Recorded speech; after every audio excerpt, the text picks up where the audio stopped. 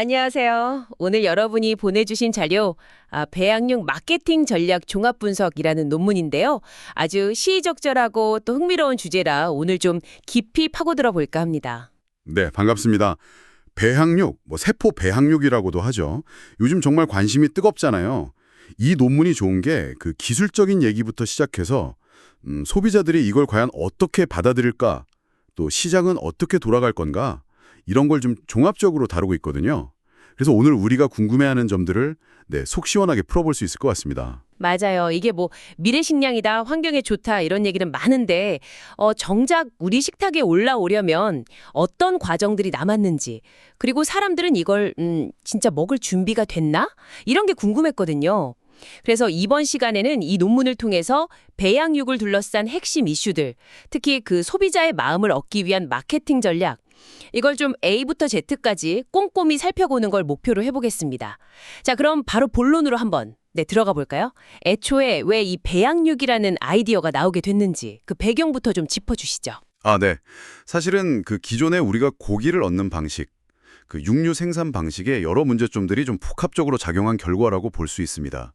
가장 먼저 쉽게 떠올릴 수 있는 건 역시 환경 문제죠. 환경 문제요? 네. 소나 돼지 키우면서 나오는 그 온실가스 문제라든지 또 엄청나게 들어가는 물이나 땅 자원들. 이게 지구에 주는 부담이 사실 만만치가 않거든요. 그렇죠. 거기에다가 또 요즘은 그 동물을 공장처럼 막 키우고 도살하는 거, 여기에 대한 윤리적인 문제 제기도 점점 커지고 있고요. 정확합니다. 그 윤리적인 고민도 중요하고요.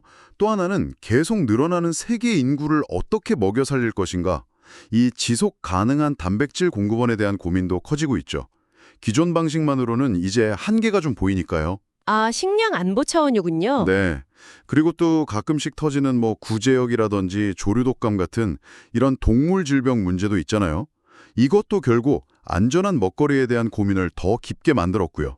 이런 여러 문제들에 대한 어떤 해결책을 찾는 과정에서 이제 배양육 기술이 주목받기 시작한 겁니다. 그렇군요. 와, 정말 환경, 윤리, 식량 안보까지 여러 가지 이유가 얽혀 있네요.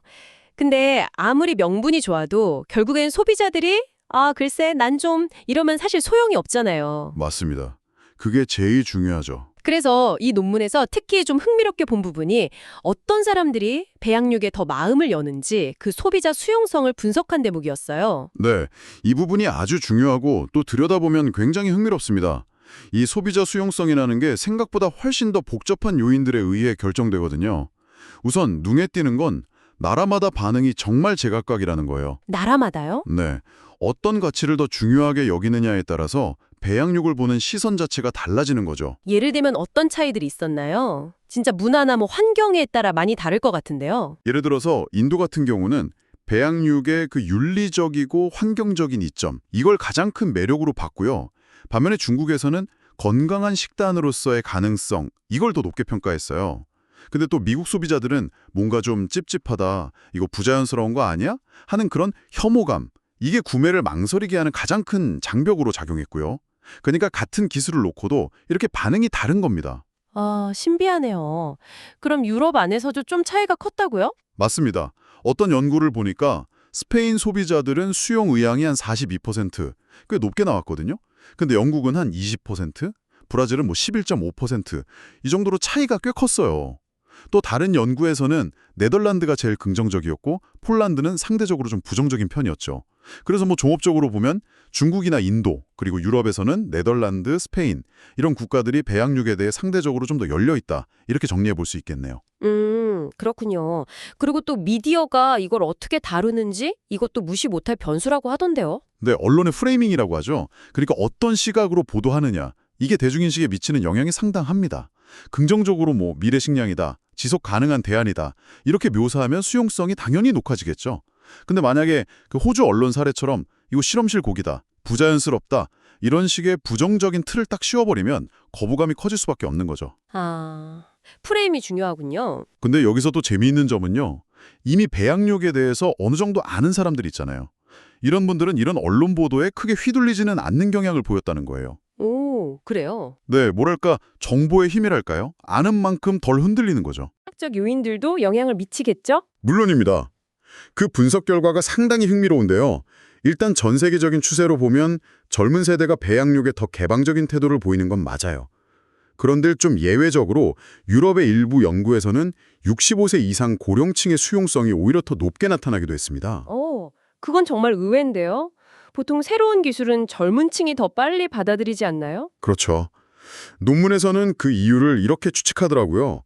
젊은 층은 배양육을 그냥 여러 선택지 중에 하나, 새로운 소비 패턴 정도로 보는 경향이 있는데 일부 고령층은 이걸 좀 더 큰 틀에서, 그러니까 사회 전체의 변화, 예를 들어 환경 문제 해결 같은 더 큰 맥락으로 받아들이기 때문에 그럴 수 있다는 거죠. 아하, 세대 간의 인식 차이가 있군요. 네, 그런 관점의 차이가 드러나는 부분입니다. 성별에 따른 차이는 꽤 일관되게 나타났다고 들었어요. 네, 이건 여러 연구에서 좀 공통적으로 나온 결과인데요. 남성이 여성보다 배양육을 한번 시도해보겠다, 이런 의향이 더 높았습니다. 그리고 식습관의 영향도 컸는데요. 평소에 고기를 즐겨 먹는 육식 소비자들이 채식주의자들보다 배양육에 더 긍정적인 반응을 보였어요. 아, 그것도 좀 의외네요. 아무래도 고기 맛 자체를 포기하고 싶지는 않은 그런 심리가 작용한 게 아닌가 싶습니다. 듣고 보니 그러네요. 또 정치 성향이나 사는 지역까지 영향을 미친다는 분석도 있었죠? 이야, 정말 사람들의 가치관이나 생활 환경이 깊게 반영되는 것 같아요. 그렇습니다. 정치적으로 좀 더 진보적인 성향을 가진 사람들이 동물복지나 환경보호 같은 가치랑 연결지어서 배양육을 더 긍정적으로 보는 경향이 있었고요. 상대적으로 보수적인 성향은 수용도가 좀 낮았습니다.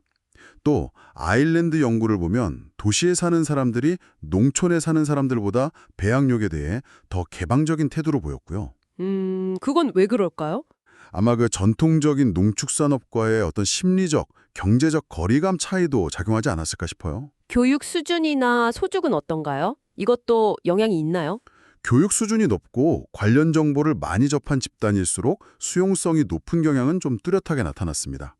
그런데 소득 수준은 결과가 약간 엇갈려요. 아, 그래요? 네, 미국에서는 초기 연구에서 저소득층이 나중에 가격이 싸지면 가격 경쟁력에 더 매력을 느낀다, 이런 결과가 있었거든요.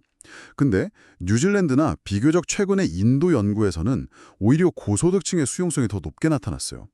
이건 아마 배양육의 초기 가격 문제라든지 아니면 시간이 지나면서 인식이 좀 변화하는 거랑 관련이 있을 수 있어서 좀 더 지켜봐야 할 것 같습니다. 결국 보면 이 모든 요인들을 쭉 관통하는 핵심 중 하나는 친숙도, 이게 아닐까 싶어요. 논문에서도 강조했듯이 잘 모르면 일단 좀 거부감부터 드는 게 당연하잖아요. 정확히 보셨습니다. 그 배양육에 대한 지식이 부족하면 부족할수록 푸드 네오포비아, 그러니까 새로운 음식에 대한 막연한 두려움이나 거부감이 커지거든요. 이게 결국 낮은 수용성으로 바로 연결되는 거죠. 그렇죠. 네, 결국 아는 것이 힘이다, 이 말이 여기서도 딱 통하는 셈입니다. 얼마나 정확하고 또 긍정적인 정보를 접하느냐가 정말 관건이라고 할 수 있죠. 그럼 지금까지 살펴본 이런 다양한 소비자 반응들, 이걸 고려했을 때 기업 입장에서 배양육을 좀 매력적으로 보이게 하려면 어떤 점들을 강조해야 할까요? 마케팅의 핵심 포인트 한번 짚어주시죠. 네, 몇 가지 아주 강력한 소구점들이 있습니다. 첫 번째는 단연 동물 복지죠.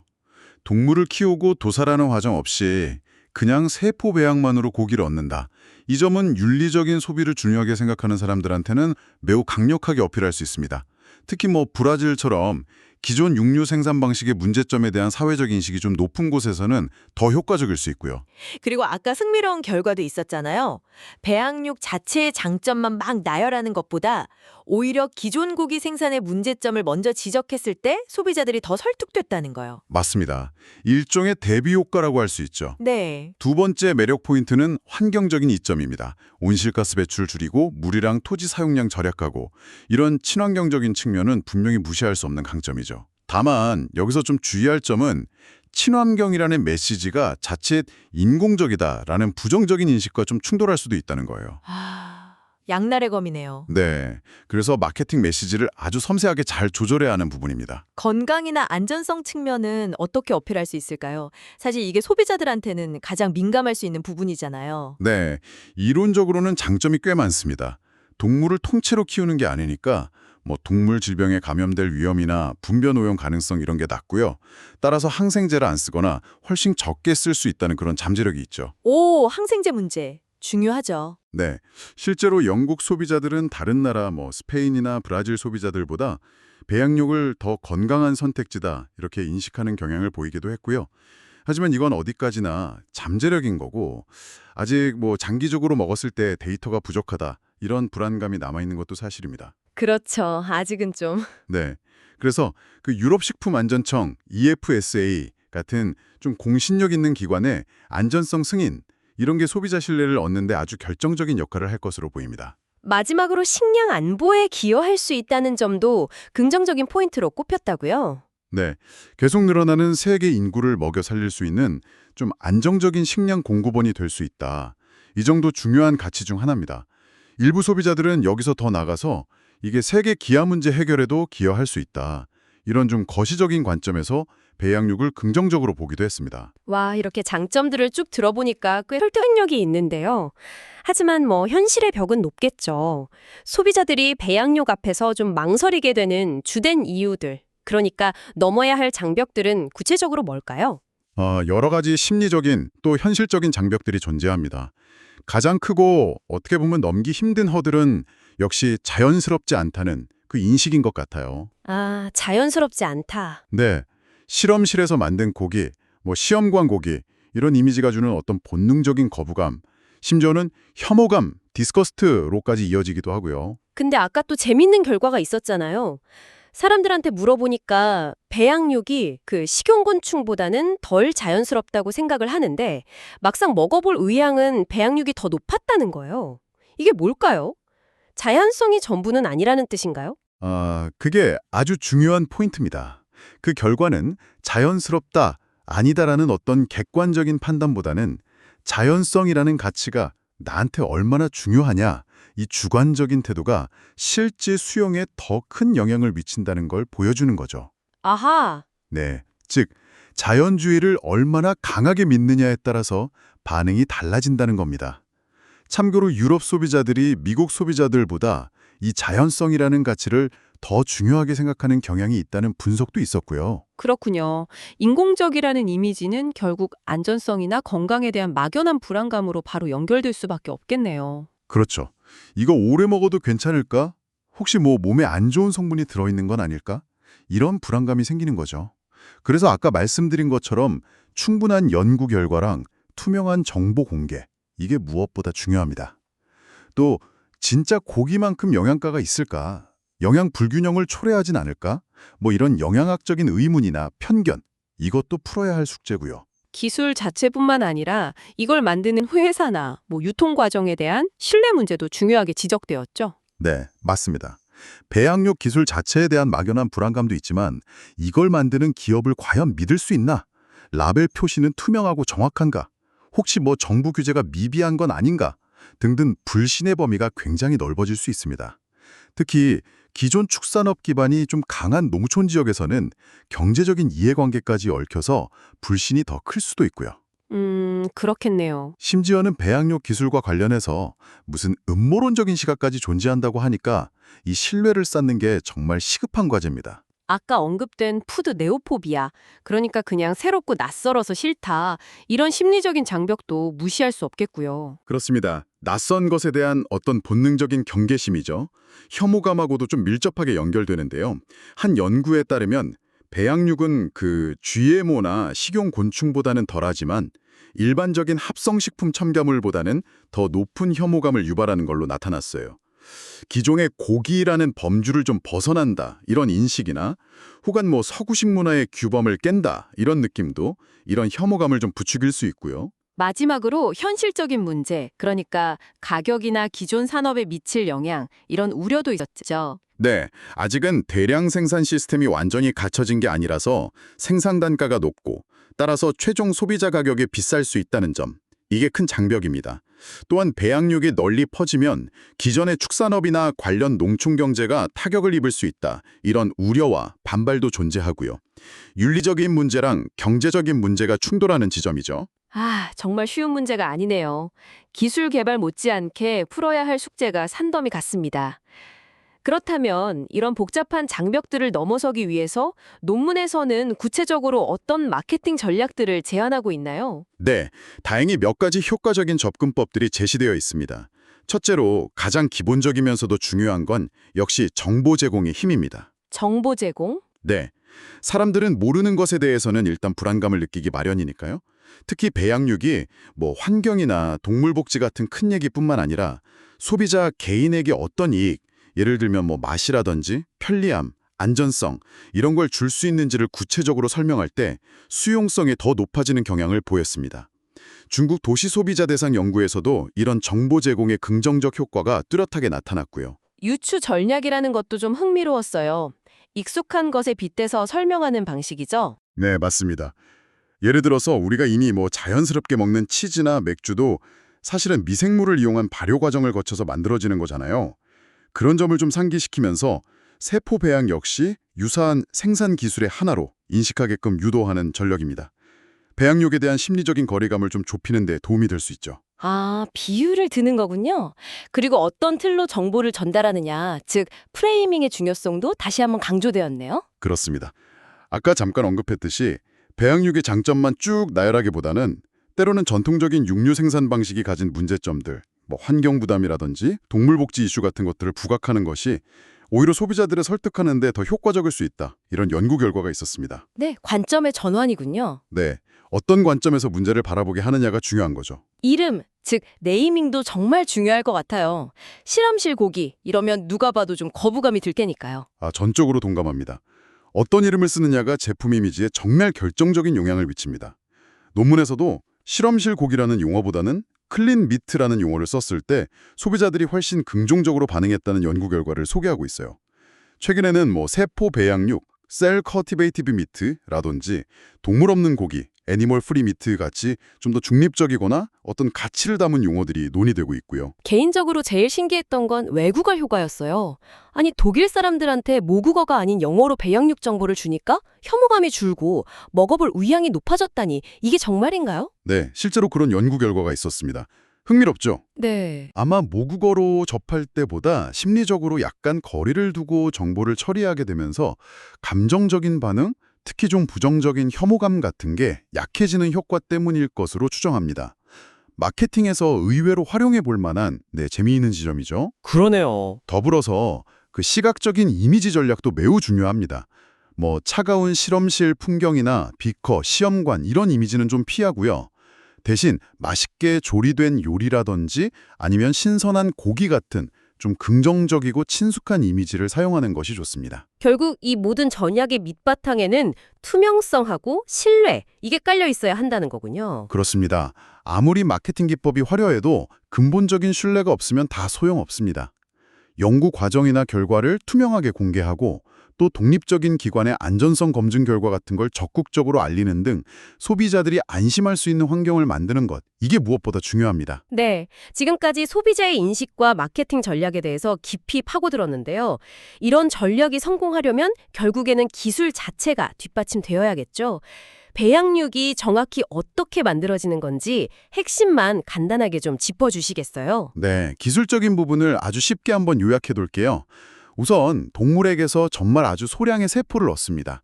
근육을 만들 수 있는 뭐 줄기세포라든지 근육 위성세포 같은 시작세포들이죠. 그 다음에는 이 세포들을 영양분이 아주 풍부한 액체 배양액, 이걸 배양배지라고 하는데요. 여기에 넣고 마치 식물 키우듯이 그 수를 늘려나갑니다. 그냥 액체 속에서 세포만 막 키우면 우리가 아는 그 고기 형태가 되는 건가요? 좀 더 복잡할 것 같은데요. 일종의 뼈대나 틀이라고 생각하시면 됩니다. 식물성 재료나 뭐 콜라겐 같은 걸로 만들 수 있고요. 또 다른 좀 첨단 방식으로는 세포 자체를 잉크처럼 만들어서 3D 프린터로 찍어내는 이른바 3D 바이오 프린팅 기술도 활발히 연구되고 있습니다. 3D 프린팅으로요? 네, 이때 사용하는 세포 잉크를 뭐 미트 잉크라고 부르기도 하고요. 와, 신기하네요. 세포를 대량으로 키우려면 뭔가 좀 특별한 장비도 필요하겠네요. 네, 바로 생물 반응기, 바이오리액터라는 장비가 핵심입니다. 이건 뭐 온도나 산소 농도, 영양분 공급 같은 걸 아주 정밀하게 제어해서요. 세포가 최적의 환경에서 대량으로 자랄 수 있게 해주는 뭐 거대한 탱크 같은 설비라고 보시면 됩니다. 이 생물 반응기의 효율을 높이는 게 대량 생산하고 가격 경쟁력을 확보하는 데 아주 중요한 관건 중 하나죠. 이런 기술 개발에 뛰어든 회사들도 굉장히 많다고 들었습니다. 네, 경쟁이 아주 치열합니다. 이스라엘의 그 알렙팜즈라는 회사는 국제우주정거장에서 3D 바이오 프린팅으로 작은 스테이크 조각을 만드는 데 성공해서 큰 주목을 받았었죠. 우주에서요? 네. 그 외에도 스페인의 노바밋 같은 곳은 식물성 재료를 지지체로 활용해서 실제 스테이크랑 아주 유사한 질감을 구현하는 기술을 개발 중이고요. 이스라엘의 리디파인 밋 여기도 3D 프린팅 기술로 유명합니다. 정말 많은 기업들이 기술 혁신을 위해서 노력하고 있습니다. 그래서 지금 당장 우리가 시장에서 만나볼 수 있는 배양육 제품들은 어떤 것들이 있을까요? 아직 마트에서 이렇게 쉽게 보기는 좀 어려운 것 같아서요. 네, 맞아요. 아직은 상업화 초기 단계라서 대중적으로 널리 퍼지지는 않았습니다. 하지만 특정 국가의 레스토랑 같은 좀 제한적인 경로를 통해서 판매가 시작되고는 있죠. 주로 사용하는 원료는 닭고기, 소고기, 오리고기, 돼지고기 이런 것들의 세포를 사용하고요. 각 동물의 근육세포 특성을 잘 살려서 맛과 질감을 최대한 비슷하게 구현하려는 연구가 활발합니다. 주로 어떤 형태로 나오나요? 혹시 스테이크 같은 것도 바로 맛볼 수 있을까요? 스테이크처럼 그 섬유질 구조가 복잡한 형태는 아직 기술적으로 난이도가 좀 높고 생산 비용도 많이 듭니다.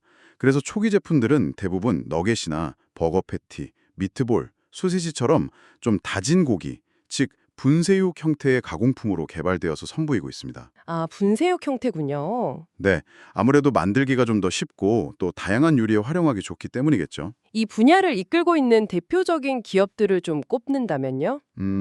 미국의 이저스트, 예전에는 저스트잉크였죠. 그리고 네덜란드의 모서미트, 또 미국의 업사이드 푸즈, 여기는 예전에 멤피스 미츠였고요. 이런 회사들이 초창기부터 기술 개발을 이끌어온 대표적인 선도 기업들이라고 할 수 있습니다.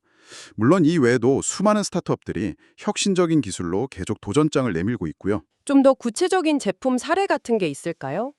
네, 그 이저스트의 경우 싱가포르에서 세계 최초로 배양 닭고기 너겟 판매 승인을 받아서 큰 화제가 됐었죠. 초창기엔 가격이 꽤 비쌌지만요. 네, 뉴스에서 본 것 같아요. 윤리적인 문제까지 해결하는 아주 중요한 성과를 거뒀습니다. 업사이드 푸드는 배양 미트볼하고 닭고기 같은 걸 선보였고요. 프랑스의 고메이라는 스타트업은 오리 알세포를 이용해서 만든 인공 푸아그라를 개발해서 미식계의 주목을 받기도 했습니다. 와, 푸아그라까지. 시장은 주로 어느 지역을 중심으로 커지고 있나요? 현재로서는 아무래도 규제 환경이 비교적 좀 우호적이고 투자가 활발한 북미, 특히 미국이죠. 그리고 유럽의 일부 국가들, 또 아시아 태평양 지역에서는 싱가포르나 이스라엘 같은 곳을 중심으로 시장이 형성되고 발전하는 추세라고 볼 수 있습니다. 자, 이제 거의 마지막인데요. 이 논문에서 배양육의 가능성을 좀 다른 관점에서도 조명했더라고요. 바로 기존 육류 산업에서 나오는 그 부산물을 활용하는 방식하고 비교 분석한 부분입니다. 이것도 꽤 흥미로운 비교였어요. 네, 그 지속 가능성이라는 큰 틀 안에서 보면 배양육이라는 새로운 접근법하고 기존의 육류 부산물을 잘 활용하는 접근법, 이 두 가지의 장단점을 비교해 볼 수 있다는 점에서 의미가 있습니다. 논문에 나온 내용을 좀 요약해보면요. 배양육의 가장 큰 장점은 역시 동물을 직접 키우고 도살할 필요가 없다는 점, 그리고 물과 토지 사용량을 획기적으로 줄일 수 있다는 점입니다.